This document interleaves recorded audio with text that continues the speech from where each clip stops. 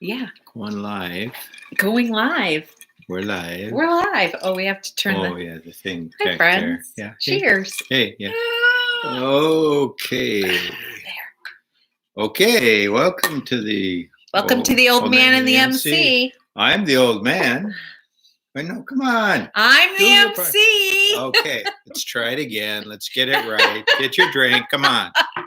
Oh, Jeez. Jesus. I don't Oh, like boy. how I look. Oh, that's even worse. No, you Okay. look marvelous. Okay, go ahead. I'm the old man. I'm the MC. All right, here we are. Cheers. Okay. Ooh, that was great. Okay. All right. We got Move your phone, will you? Okay. I gotta get us sober together. Oh, okay. Oh, Ugh. okay. There, better. Here we are. Wow. Though Lori's not on today. Hi, Chris. Yeah, no. Hi, Brian. Man, wasn't that Lori great? Lori Van Wieren. She's always good. I was shocked when she took her clothes off, but you know, she'll do anything for ratings. Her agent called this morning. Oh, He yeah. was glad we didn't use her last name. Oh, that was good. Yeah. Yeah. Okay. Yeah. Sure. My go ahead. No, I don't have nothing to say. No, wait. Hi, Linda. I'm sorry. Can't tell you how to comment. Mm-hmm. I'll call you after the show's over and we'll figure it out. Right. Yeah. So, let's see. So, how you feeling? I'm really, really crabby today. Yeah. Although I just gave her I got my plaid shirt back on. Yeah, he has What do you his think? plaid shirt on. Pretty good, huh? Yeah. I gave her an opportunity to kill the president with a boomerang, and she Okay. turned, Well, she it was turned a me false on. choice. Okay. It was, would you rather have a boomerang where you could throw it once and it would go anywhere in the world and kill anybody, or would you rather have a boomerang that every time you threw it, it came back to you with $1? Well, I wanted $1. I mean, I like money. Okay. I mean, She was trying to figure out. I can't say it because then the FBI will come knocking on my door. No. Yeah, you don't want to do that. No. And you know, it would pay better than patina, for example. Sorry, you know. patina. Yeah. We love you. But you know, I don't have that boomerang anyway, so it was kind of a sort of a joke. Yeah. So on this day in coronavirus history, or around now, you know, recently. Well, have we talked about this on the show? I think we have. Like, if you getting a haircut. Yeah. What about a haircut? If you get a haircut. Just like it's like during this, it's like people's hair is getting longer. Oh, did you see what Anderson Cooper did to his hair? No. He gave himself a really short on the sides, but he thought he had like a 7 on his clipper, and he had a 5. Oh. And right over here, he shaved a bald spot in his head. Oh dear. Yeah. Well, way to go, I'm Anderson. going to show you a situation here that occurred. Could I repeat that, please? The boomerang? Much better camera work today. Thank you. Well, thank you so much. Why? Yesterday was great. Well, yesterday was a little hard. It's hard to have Stinky G on because, you know, he has to be he doesn't have feet. So we have to help him. And then we had the phone with Lori. It was a lot. It was a lot. So this lady has this dog. See, can everybody see that? That's a cute freaking dog. Cute freaking dog, cute. Right? I'm not I don't have any dogs, but that's a cute dog. That's a cute dog. Well, you know, during this time, during the COVID-19 sadness, she gave her dog a haircut. Oh shit! And so this is what she had left. It's still cute. Yeah, I guess. Yeah, like I do after you give me a haircut. It's not. Yeah, great. Yeah, it's not even close to cute. Yeah, not good. All right. Oh, I thought maybe you were going to show the story about the girl who bought the vibrator and ordered a vibrator online and used your mother's credit card. Because that's right here. Oh, did that happen too just recently? Maybe we'll bring that up next time. All right. So, So I got another one, and this is more. I was looking for today in coronavirus history, and this happened a few years ago. It's not actually in the coronavirus area, but it was so good. I thought, I think I'll share this one. But first, I have a story to tell. Okay, what did you do with that Frosty? Huh? Brian wants to know what Dan did with Frosty. Oh, never mind. The Frosty. I thought he meant like that from Wendy's. Frosty was our cat. Frosty went to the farm, yes. Brian. Yes. The ghost of Frosty lives on, however. Okay. So anyway, so this happened to me, and you were actually there, so this story will be familiar to you, but it leads into this thing that I found. Okay. So back when we were teaching, there was between your room and my room, there was a little room. It was an office. It was kind of narrow, but it had a big table in it. And sometimes we would have two kids get tutored there, but we would eat lunch there every day, lots of times. And there were a bunch of us. There were 7 teachers on the team. I know what you're going to say. Yeah. So anyway, there were 7 teachers on the team. And one day there's a whole bunch of us in there. And there's this woman in there who worked at the school, but she wasn't regularly in there. She was a social worker. She was the social worker, yes. And so there's just everyone is talking and I, I'm not paying too much attention. I'm talking to the person next to me. We're having a conversation. I was just like you just elbowed me to not talk. Exactly. So I didn't elbow you. Yes, you did. Oh, I'll elbow you. All right. Yeah. Look out for elbows. Okay. So anyway, I'm talking to this person next to me, and something, other people are talking. I'm not really noticing what's going on. Not paying attention, which was usual. But apparently they're passing something around. That's a woman who is with us has given them. She showed it to them, and they're passing it around. And I'm the last person around the table. There's like 8 of us around the table, and so it comes to me, and it's just a little vial. Oh, and I think, well, I don't really know what it is, but it seems like this must be some perfume or something. So I unscrew the lid, and when I unscrewed the lid and leaned forward to sniff it, all hell broke loose. I mean, people went nuts. It was like, what? It was just like, oh my God. They were screaming. And we were lunging across the table at him. What is going on? Well, unbeknownst to me, let's see. Her name was Gina. She was a very nice person. Gina Schuckman. Yeah. And around her neck, she had this little vial with her some of her father's ashes in it.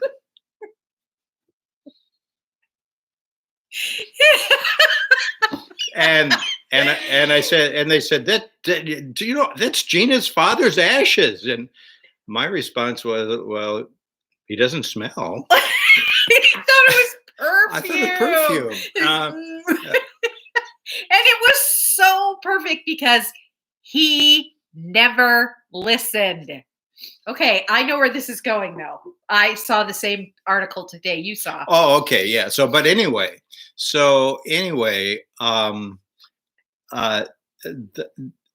but they had assured her that the captain's thing was sealed on permanently for eternity. Yeah, bullshit. And all I did was go do. And so, oh wait, I got the spleen up my nose. Oh dear, yeah. Sorry, Mr. Schuckman. Yeah, so she didn't come back to eat with us anymore after that. I think she quit our school after that. I think. So what made you remember that story today? Well, it was, and if you saw this happened a few years ago, but apparently this girl brought some cookies to school and gave them. This is not what I saw. Yeah, this girl brought some cookies to school and gave them to her classmates to eat, and then told them that she had baked some of her grandpa's ashes into the into the cookies. Did she get in trouble? Well. So I don't. Yes. There were sort of some,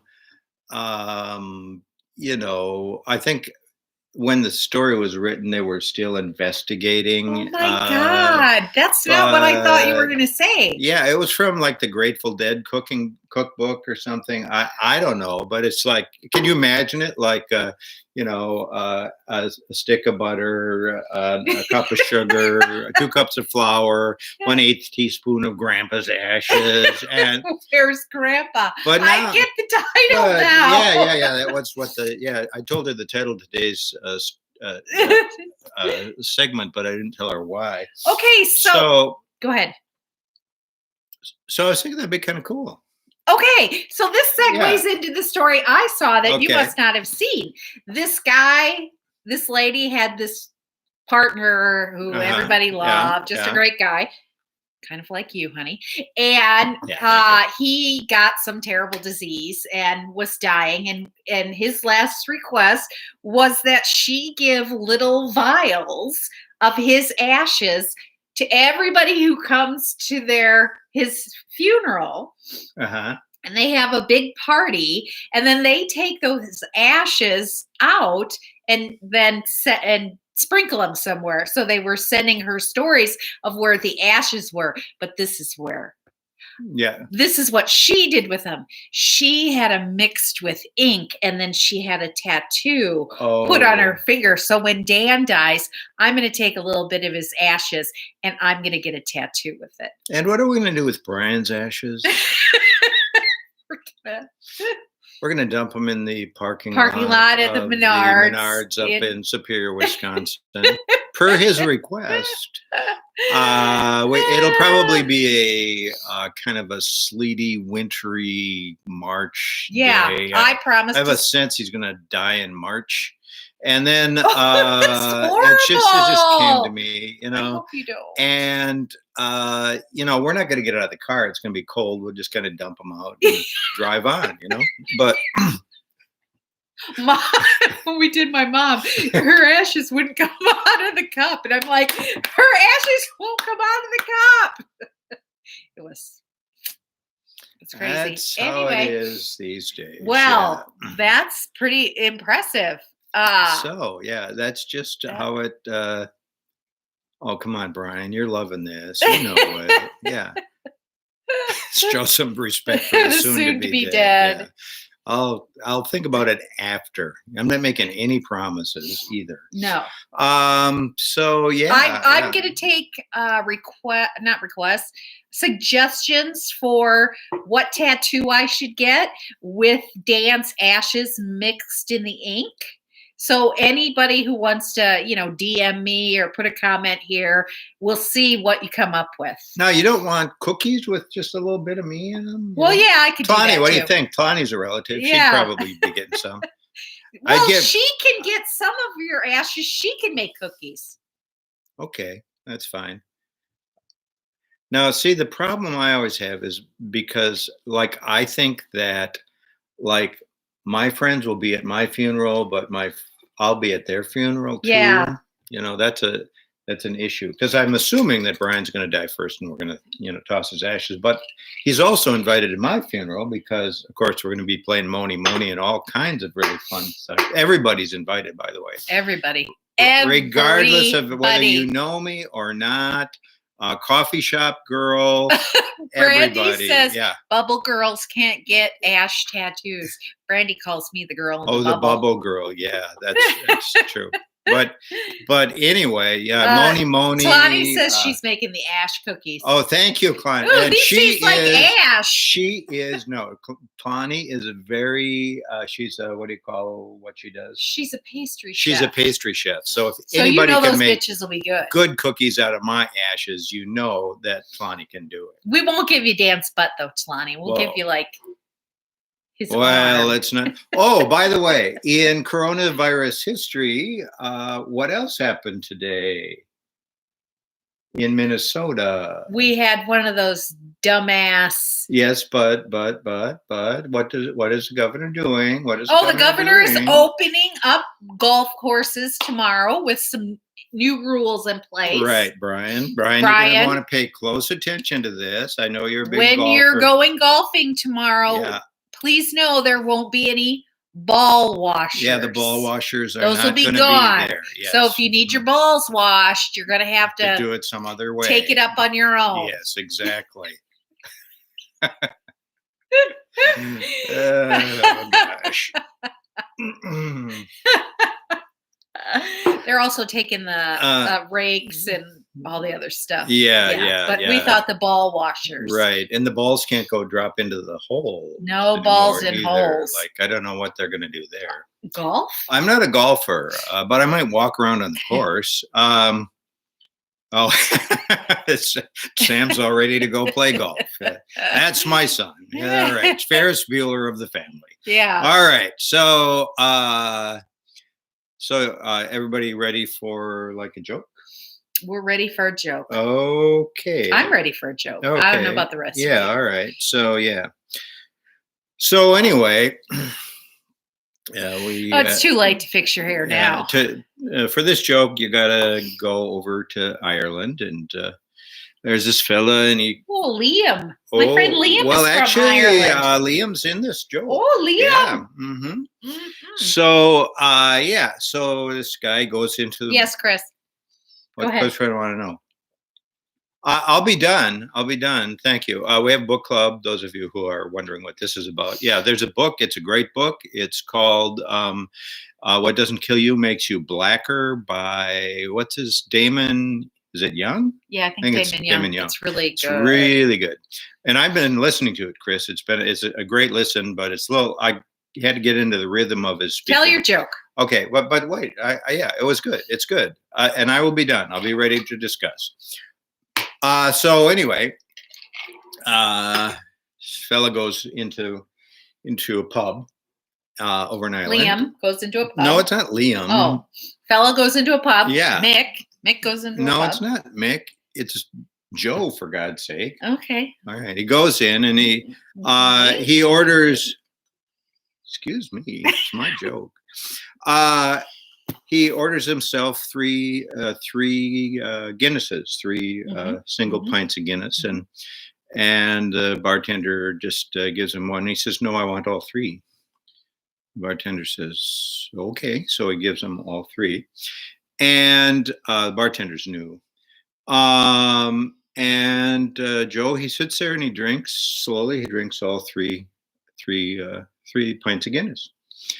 And the bartender doesn't say anything, and this becomes really, it's a kind of it happens all the time, not frequently. Okay. Joe will come in and he'll order three, and the bartender will set them up, and Joe will drink them down. And so one day, bartender says, "Joe, I could just give you one at a time, and they'd be a little fresher when you drank them. Just keep the head on them." And Joe says, "No, that's kind of a tradition.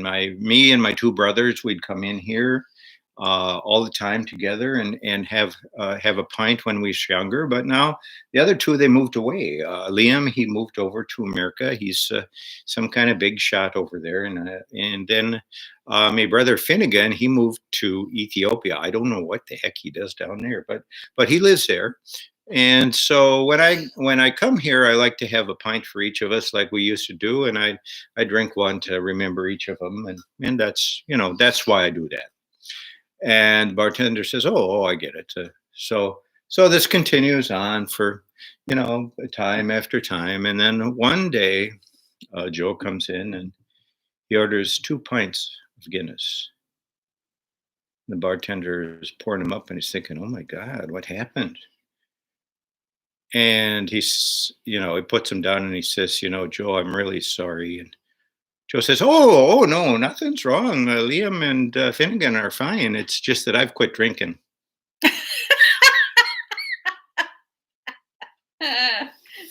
Not me, though. Not me. Mm-hmm. I'm drinking every day. Hey, that's a good Irish accent, Lonnie. Come on. All right. And I used to live in Minnesota, but